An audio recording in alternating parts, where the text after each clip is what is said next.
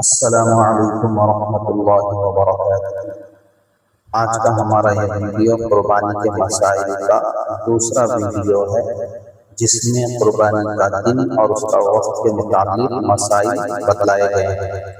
یعنی قربانی کن دنوں میں کرنا، کس وقت کرنا ہے، اور اگر ان دنوں میں نہیں کیا تو کب کرے، اور اگر ایک ملک سے دوسرے ملک میں کرا رہا ہے، ایک ملک میں رہ کر، اور کس وقت کب کرانا ہے، یہ ساری تفصیلات الگ الگ مسئلے میں بتلائی گئی ہے۔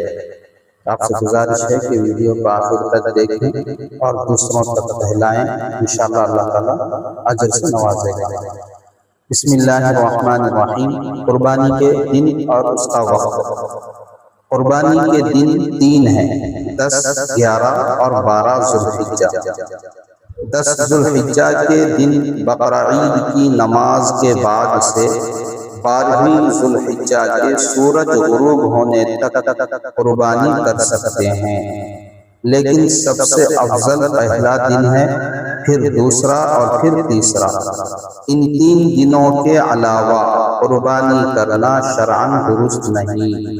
اسی طرح 10 ذوالحجہ کو بقرہ عید کی نماز سے پہلے قربانی کرنے کی بھی شرعاً اجازت نہیں۔ البتہ اگر کوئی شخص دیہات میں رہتا ہو جہاں عید کی نماز واجب نہیں ہوتی، وہاں صبح صادق کے بعد قربانی کرنا درست ہے۔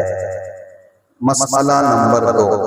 اگر قربانی کا جانور ایسے دیہات میں ہے جہاں جمعہ و عیدین کی نمازیں واجب نہیں، اور قربانی کرنے والا شہر میں ہے، تو اس صورت میں دیہات میں قربانی کے جانور کو صبح صادق کے بعد ذبح کرنا جائز ہوگا۔ مسئلہ نمبر 3۔ اگر جانور شہر میں اور قربانی کرنے والا دیہات میں ہو، تو اس صورت میں جب تک شہر میں کسی ایک جگہ بھی عید کی نماز نہیں ہوگی، قربانی کے جانور کو ذبح کرنا جائز نہیں ہوگا۔ مسئلہ نمبر 4۔ حاجی پر جو قربانی واجب ہوتی ہے، اس واجب کے ادا کرنے سے صاحب نصاب ہونے کی وجہ سے واجب ہونے والی قربانی ادا نہ ہوگی، بلکہ اگر وہ شرعاً مسافر نہیں، یعنی 8 ذوالحجہ سے کم از کم 15 دن پہلے وہ مکہ مکرمہ پہنچ گیا اور وہیں 15 دن یا اس سے زائد کی نیت سے مقیم رہا، تو صاحب نصاب ہونے کی صورت میں اس پر ایک مستقل قربانی کرنا لازم ہے، خواہ یہ قربانی حدود حرم میں کرے یا اپنے ملک میں، لیکن حدود حرم میں کرنا افضل ہے۔ مسئلہ نمبر 5۔ جس پر قربانی واجب ہے، اگر وہ اپنی قربانی کسی اور ملک میں کرنا چاہے تو اس کی اجازت ہے، البتہ یہ ضروری ہے کہ جانور اس وقت قربان کیا جائے جب دونوں ملکوں میں قربانی کا دن ہو۔ اگر کسی ایک ملک میں قربانی کا دن ہے مگر دوسرے ملک میں ابھی قربانی کے دن شروع نہیں ہوئے، تو قربانی درست نہ ہوگی۔ اور اگر قربانی کرانے والا ایسی جگہ ہے جہاں قربانی کے دن ختم ہو گئے اور جس ملک میں جانور قربان کیا جا رہا ہے وہاں قربانی کا دن باقی ہے، تو اس صورت میں بھی احتیاط اسی میں ہے کہ قربانی نہ کی جائے، کیونکہ بہت سے علماء کرام نے اس صورت میں بھی قربانی کے ادا نہ ہونے کا فتویٰ دیا ہے۔ مسئلہ نمبر 6۔